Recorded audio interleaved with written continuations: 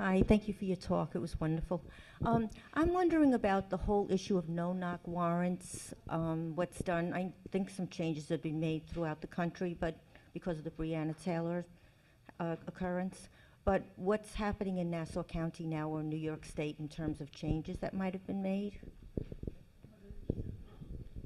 So the question's about no-knock warrants. Breonna Taylor was shot and killed during an execution of a warrant that was done, and the boyfriend allegedly pulled a weapon. They fired it. The boyfriend missed and hit her and killed her. Not too long ago, about a year and a half ago, it's about 2.5 years now, young lady was shot and killed in a mall. When they went after an active shooter, they fired at him, missed, and hit the young lady who was doing what she's taught to do in an active shooter: run, hide, fight. She was in the hide mode, and she got hit and killed. So we're very concerned when it comes to doing warrants and executing and even our long guns here in Nassau County. So we have 2 tactical teams in Nassau County, and they train on the long guns quite often. They also train on entries into houses and how to do them effectively without anybody getting hurt. That being said, what we do in Nassau County also is, you're the bad guy and this is the residence that you live in, we will wait till you leave many times and pick you off down the street. So we'll grab you nice and quietly down the street, and then we'll get the key to the house and we'll go back and into that house. We'll have the ability to do what's called a no-knock warrant, and only with the judge's discretion. But we'll even if we have that, we'll always try to mitigate it so there's nobody injured during that execution of that warrant. So it gets complicated. It's permission by the courts. There's warrants and then no-knock warrants, and the no-knock has to be in an application on top of that warrant to allow us to do that. But we also train quite a bit. You have to practice for the bad days, because if you're not prepared, you fail to plan or plan to fail. We don't fail to plan. We definitely plan to make sure that we do it right. But then again, we'll take every precaution before we have to use that no-knock warrant. Donna, do you have a question? Unmute.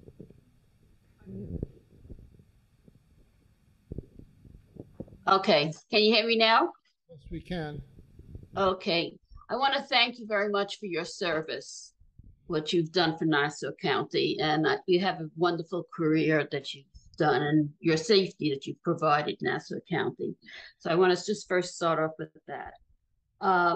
Secondly, I know this has been a hot issue with the bail reform, and our county executive has said that we're in a crime pandemic right now, and woke progression politics like bail reforms and the raise of the age are making us all less safe. Now, I've been doing research on this since this whole thing seems to be rolling up politically. And according to many good research centers, I'll give you an example, the Brennan Center, say they're wrong. These politicians who are using this as a platform, it's misinformation because they have the data and the statistics, how bail reform is working and it's doing good. But we're at a point now where our whole country is going to change. And if they're putting this and pushing it on the platform, crime all over the place, woke people, bail reform. But the statistics show it very, very different from many reliable colleges, universities, and the Brennan Center. So I wanted to know your opinion. Thank you, Donna. All right, how do I answer this and not lose my job? No. So bail reform, right? And data, some data, I can show you data that is against the data you have, and I'll show you the data in Nassau County.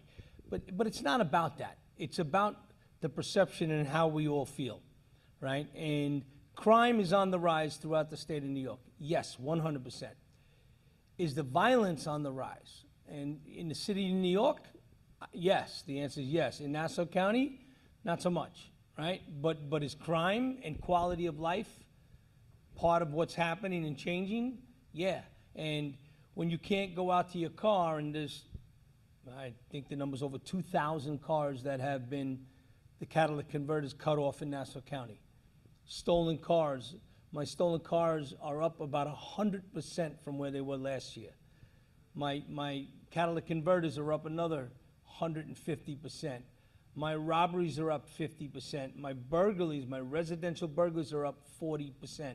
My overall crime, major crime number is up 50%. My homicides are down. You know, so the crimes that bail reform really does affect. It does. If I shoot somebody and kill them, I'm not getting out on the bail reform. It's not happening, right? But if I steal from you, I will. If I take your pocketbook from you with no violence, I'm getting out the next morning. If I sell drugs in Nassau County, I get out the next morning. If I buy drugs in Nassau County, I get an appearance ticket at the station house. No help being given to them. So I try not to stay political, right, because it becomes a problem for me. But I do this, is that I say to everybody is that I give you facts, I give you numbers, and you make your own opinions. I, for one, supported bail reform for the fact of a rich kid over a poor kid. I looked at some situations, do we need to keep putting people that make a mistake? So a kid that goes and he steals for a need. But if he steals twice, 3 times, 4 times, we're not fixing that problem by keep lending them out. If a kid buys drugs 3, 4 times, we're not helping that kid. If he sells drugs 1, 2, 3 times, we're not helping that kid. If he breaks into a house and there's no violence, he's walking out the next morning. Even if he stole $1 million worth of jewelry from you, I can't keep him. It's not about the value, it's about the crime that they committed. So discretion is what's been taken away, and discretion is what is hurting us in law enforcement and the justice system about having that discretion. That, you know what, son, you can go to a program or you can go to jail, but you're not getting out here today because you've been proven that you're not going to stop doing what you're doing. So again, that's my discussion. I don't want to get too deep into it because politically it'll get me in trouble. Well, I think part of the problem really is to change a system that's so deeply entrenched requires courage. And a lot of politicians are not showing courage in making that change. One of the problems with discretion left with judges is that one time, if they let someone out without bail who commits a crime, it will create a backwash against that judge. So they become fearful of taking that step. So the legislation is meant to basically force their hand by having strict standards. And maybe that is a way to change a system that has been entrenched for so long to keep mostly marginal minorities and others in jail. We have in Rikers, some 75% of the people there, of course, are not convicted of a crime. They are there awaiting trial. So that's really the change that we're making. Do you want to add something here? Or No. Should go to the next one? Okay. Okay, Ginger, and I have Pat is next. What part does technology come into your realm? Things like facial recognition, cameras, drones. I know on TV it's there all the time, but I don't know if how real that really is. Well, it's almost magical computers who know everything on TV shows. So we run what's called an intelligence-led policing program. We use a lot of technology, but we're not abusing that technology. We don't use facial recognition. We don't have it, right? And I've been having numerous discussions.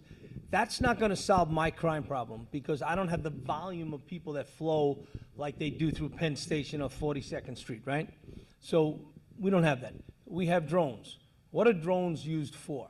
Drones are used for a lost child in the woods. Drones are used to go across during a storm to check out the the waterways without us actually putting a boat or somebody at risk. Drones are put out there during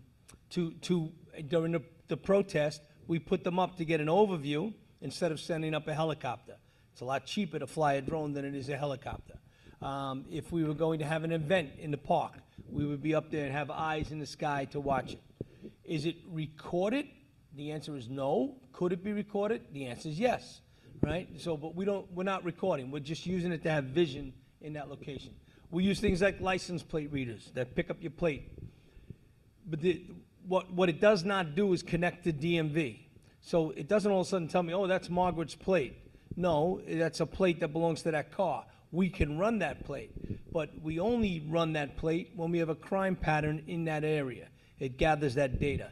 Everything that gets done in my Intel center is put into a database, and that database will stand up to any scrutiny that anybody wants to do an audit on us. Here you go. Here's who ran it, why he ran it, and here's the date and time that they ran it. So very careful when it comes to accessing data.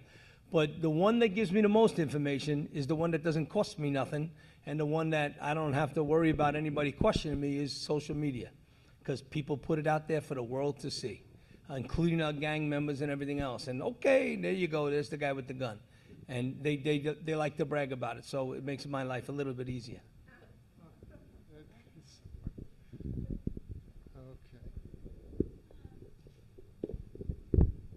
First, thank you. Thanks very much for your talk. You mentioned, of course, sometimes you have to have officers asked to resign, and you talk about the collection of badges on your desk. Is there a central database of these guys that are ejected from your force so they don't turn up somewhere else in uniform again in another place? So that would be, I think the state is starting to put something like that together. I don't know if it's been done. I think the state is starting to put something like that together. I know it was talked about during reform. I don't know if it's been done. We keep it, obviously, in-house. If a officer goes to get a job in Florida, and they say, hey, where you been employed the last 10 years? Nassau County Police Department. If they call us, we turn the file over to them. So we are very, that's when we give them files up to other agencies. Obviously, we don't want a bad cop being hired somewhere else.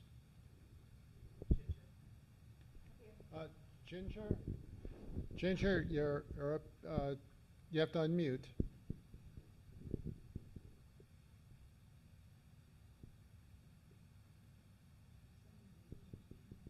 Okay, got it. All right, mine is not a question, but a comment, and a very personal one. I really want to thank you for your shedding light on the police community and making you much more, I see your humanity now. And I must say, when I was a young child, the policeman was my friend. And that was the big the big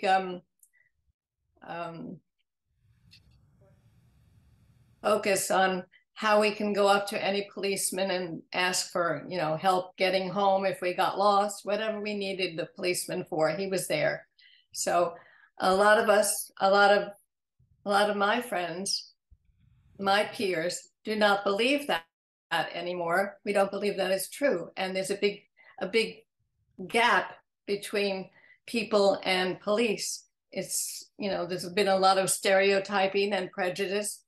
And I would like to not spend any of my time feeling that about anybody. So what I'm saying is that there needs to be, and I appreciate what Arthur's been doing with the police for so long. And I would like to see more engagement between the police community and just real people in whatever capacity.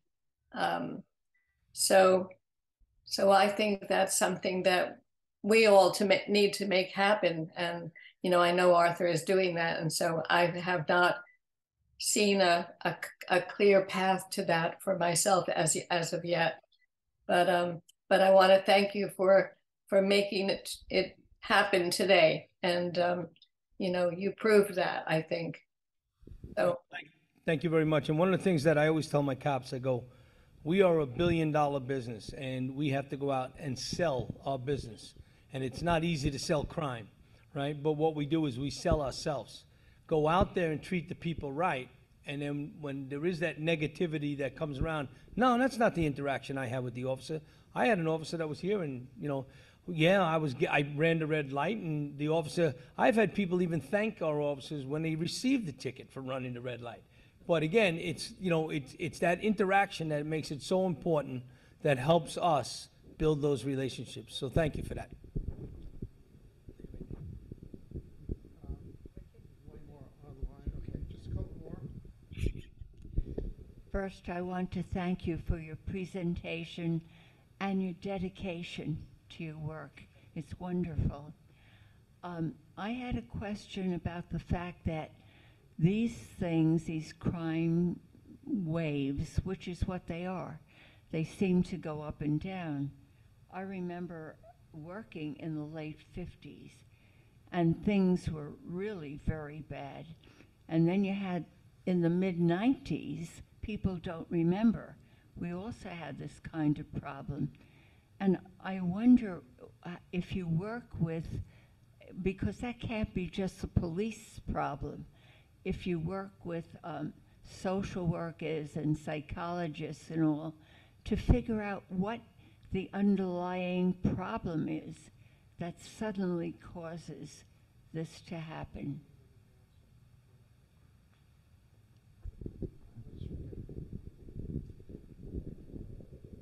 So you're right, it's not a police problem, but it's always a police problem. Everything becomes a police problem because first responders is the first one there for the problem. Mental health is a huge problem. Homelessness is a huge problem.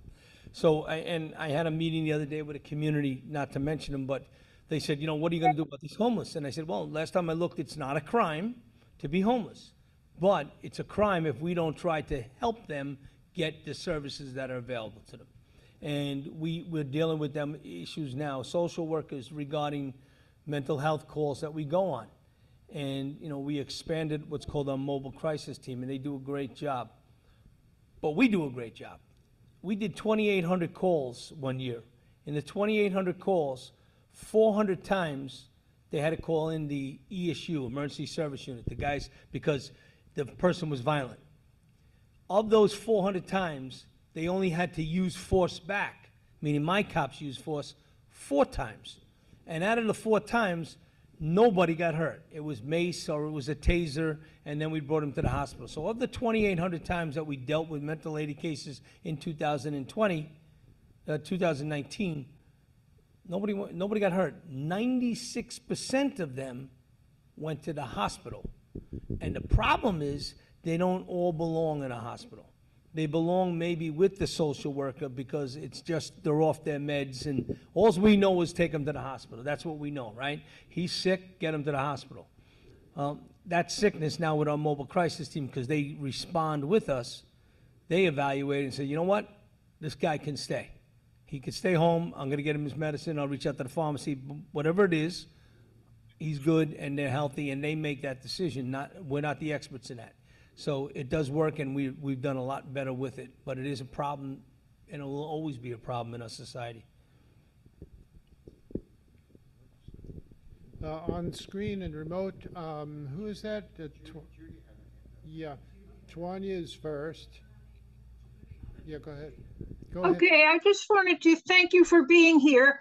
I drive a lot through Nassau County, and I have, like others, have noticed the reckless driving, the tailgating, the speeding, the motorcycles doing wheelies on Sunrise Highway and Merrick Road. Is there any effort made to bring our police officers back onto the street and in our neighborhoods, patrolling our neighborhoods once in a while, walking Main Street and getting to know people and talking to the customers and the shop owners? Yeah. When I drive, I say, well, if the police were here, they would see what we see. They do show up when the accident happens, but it's too late, I went through towns where the police had a loudspeaker on the top of their vehicles, and they were able to say, slow down, please, you're a little over the speed limit. They were able to do things that de-escalated what's happening on our roads. Can you comment on that, Commissioner? Yes, yes, I can. Absolutely, I can. So when you, it's one of the things, the bad driving, that is another fallout from the pandemic. And it's just like everybody got crazy once they got unleashed back into the community. Yep. But on top of it, my cops also during the pandemic stopped enforcing the VTL. And the reason why, they are now going to encounter somebody that may have the virus, and they got to go up to them and speak to them and have that altercation or end up arresting somebody. So we had a little fallback. We used to write about 250,000 summonses a year. We now write about 125,000 summonses a year. So that's half. And so we just rolled out an initiative last week with the county exec that we're going to go after those fake plates that are on there, the covered plates, the bad drivers, the kids doing the wheelies and the bikes. And then we also, at the same time, rolled out a second initiative where we're going to start getting out of the car more and do what's called park, walk, and talk. Go out, address the community, talk to the community, and you know, understand again, just like we do with our schools for an active shooter, now we're going to do it with our communities. And we've already seen a good return on that in the last 3 weeks. Judy, did you have a comment or a question? Oh, there you are. Yeah, I was ambivalent back and forth. Thank you so much, Commissioner Ryder. It's just amazing. You are definitely proof of the pudding as far as how you've taught your men and women to de-escalate and walk, you know, with the people and understand them. So, number one, kind of cheeky question, and that is, do you go out and train other commissioners with the nuggets that you have learned, got from your family, or, you know, learned on the street? And number two, what does it take? What does it take, and from your point of view and your experience, what does it take for a commissioner to be half as effective as you seem to have been? And by the way, I just moved back to Nassau County, and I'm more than thrilled now that it's up there. Well, welcome back. So we do. We have best practices, and we do it. It's called the Major City Chiefs, and they just had a trip down to it was Dallas. You know, you have to find a place to meet every year. So they met out at Dallas 2 weeks ago. I could not attend because we had a funeral here in the county. But again, we bring up best practices. We tell them what works. But what works for me may not work for Suffolk County or New York City. I know what works for us, and that's community engagement and getting out to, I probably speak at 10 different places a week, and then I have to go do my job. So, but I believe that is part of my job. So we do that. We reach out to each other. We look at best practices, and you know, again, it's the person that's in charge that wants to put the effort. Nothing in this world is free, and nothing comes good unless you're going to put the hard work behind it. So I've just been like that energy my whole life, and I like to keep going and dealing with people. I make plenty of mistakes. We all do. But we got to overcome them and keep looking forward. So again, welcome back to Nassau County. Okay, just one last question from me, for our fellow Gemini. The criminal justice community seems to be largely absent from the question about gun control. I don't hear police groups lobbying for its reasonable gun control. And I find that so perplexing, because it's the police officers who are confronted most often with armed people who are just citizens, who are not criminals, who come out with their guns for self-help. It also creates a lot of danger. So, but why is the impression made that that the criminal justice community does not really come forward? So I give you an example is that, one, we're not politicians, right? We're servants to the people. If I go out and I say I'm pro-gun and my boss is not, I got a problem. If I go out and say I'm anti-gun and my boss is not, I got a problem. And we let the politicians do the speaking when it comes to those type of things. Most cops are pro-gun because they are that Second Amendment world. But at the same time, most cops want good control. We don't want people, make no doubt about it, bad guys are going to get guns no matter if they want to get guns. Bad guys will always get their guns. You can put up all the restrictions. The Supreme Court made their ruling, threw it back to the states. The state came down and said, here's what I want before you get it. What she asked for, and I don't, not being disrespectful, I mean the governor. What did the governor ask for? She asked for education. Oh, no argument here. She asked that you fire the gun first before you actually obtain it. No argument here. She asked that they look at your social sites.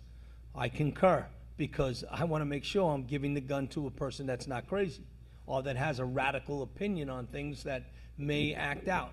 So those couple of things that got added in there are not the good to the one political party and not the bad to the other political party.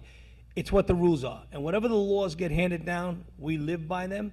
But when you look at guns, cops agree on a Supreme Court decision to say that people should have the right to, Second Amendment. But on the other side of it, cops also agree, but whoa, I want to make sure there's I don't care how long the background check takes, but a background check, I want an education, I want firing, and I want social media, and of course the interview that gets done by us. I want those things because I want to make sure the person that gets it is doing the right thing. Guns remain locked. Guns should stay in your home, and they brought them up the sensitive locations. You can't bring them into a bar. Alcohol and guns never work out well, trust me. But you can't bring them into a house of worship. If I know in my church, when I go to church at St. Francis in Wantor, I carry my gun and I also sit in the back and I watch that door. That's my life. I'm your security guy. I'm always watching. That's what I do. And I know around that church, and I'm looking around at my retired neighbors, and they're all cops, and I know who's got a gun and who doesn't. I go to a synagogue in the 5 towns, and I know nobody has a gun inside. But they will have guns outside with security, some, if they can afford it. And I'll go to a mosque, and it's the same scenario. So the number one target when it comes to hate crimes in this country is against the Jewish faith, so and against the Muslim faith. So we spend an enormous amount of time protecting them during high prayer times and services, like on a Saturday during the Sabbath. We're making sure we're visiting our temples. So there's the argument back and forth, but as the cop, we stay out of the politics because there's no win for us.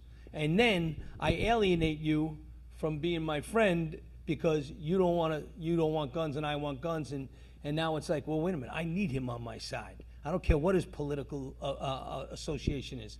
So as cops, we try to just stay neutral, but when you say why don't they speak out, that's the reason why. But most cops are Second Amendment pro-gun type people. That's why they're in this business. Well, I want to thank you so much for coming to our place and to speak to us and to explain. And we discovered that the things that you find so much to be proud of are things that we're grateful for. So thank you so much.